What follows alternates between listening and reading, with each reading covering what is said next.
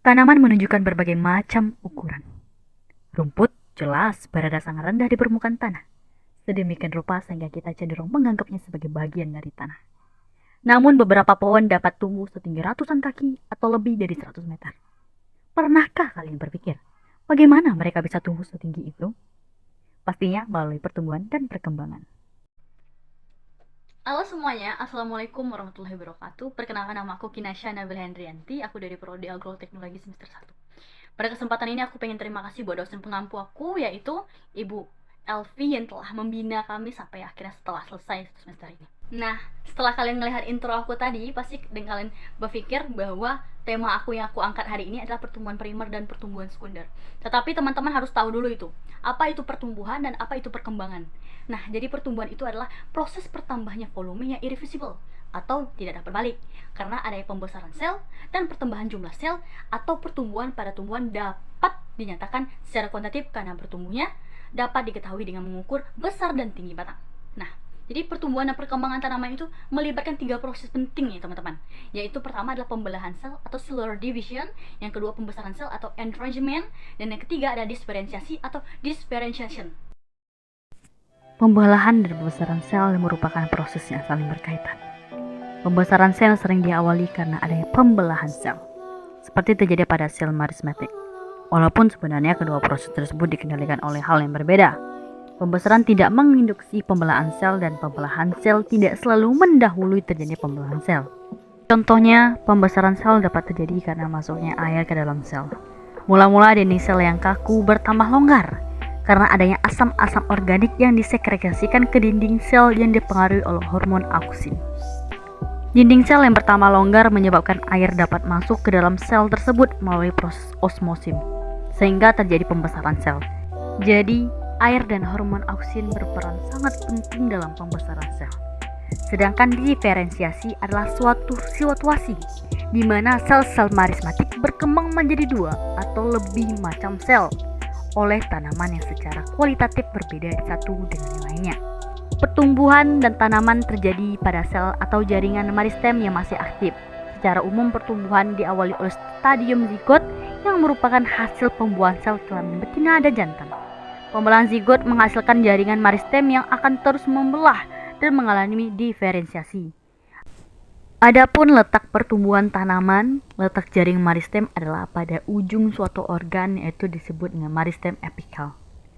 Meristem apikal biasanya letak bersifat embrionik dan mampu tumbuh dalam waktu yang tidak terbatas, sehingga disebut juga dengan indeterminate meristem.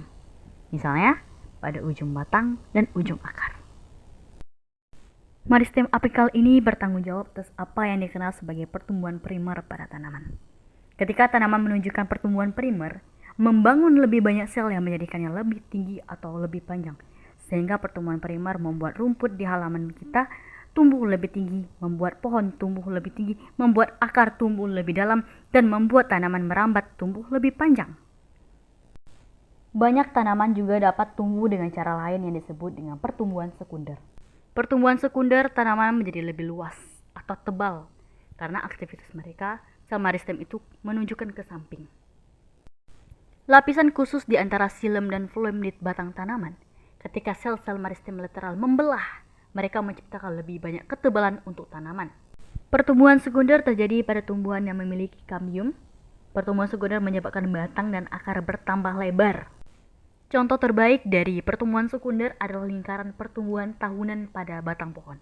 Jika kamu melihat pada lingkaran tersebut, kamu dapat melihat setiap musim taman diwakili oleh perluasan pita lebar pada batang pohon. Ini adalah pertumbuhan sekunder. Jadi bagaimana caranya?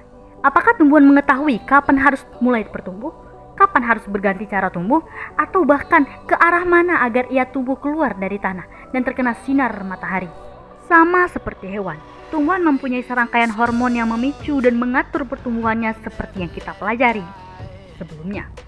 Mempelajari fisiologi manusia, hormon adalah bahan kimia yang mempengaruhi proses yang terjadi dalam organisme hidup. Pertumbuhan primer pada ujung pucuk dan ujung akar, dan pertumbuhan sekunder pada kambium. Mula-mula kambium hanya terdapat pada ikatan pembuluh yang disebut dengan kambium fasis atau kambium intravaskular. Fungsinya adalah membentuk xilem dan floem primer. Selanjutnya parenkim akar atau batang yang terletak antara ikatan pembuluh menjadi kambium yang disebut kambium interfasis. Kambium yang berada di sebelah dalam jaringan kulit berfungsi sebagai pelindung. Terbentuk akibat ketidakseimbangan antara pembentukan xilem dan floem yang lebih cepat dari pertumbuhan kulit. Jadi, pertumbuhan sekunder adalah pertambahan diameter batang atau cabang karena aktivitas kambium yang membentuk xilem dan floem sekunder.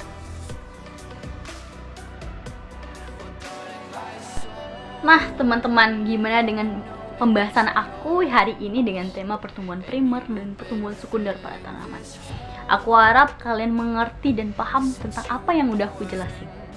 Nah, oleh karena itu aku pengen mengucapkan juga terima kasih yang udah nonton video ini, termasuk teman-teman saya dan dosen penggabung saya itu Ibu Alfi. Sekian, terima kasih. Wassalamualaikum warahmatullahi wabarakatuh. Bye bye.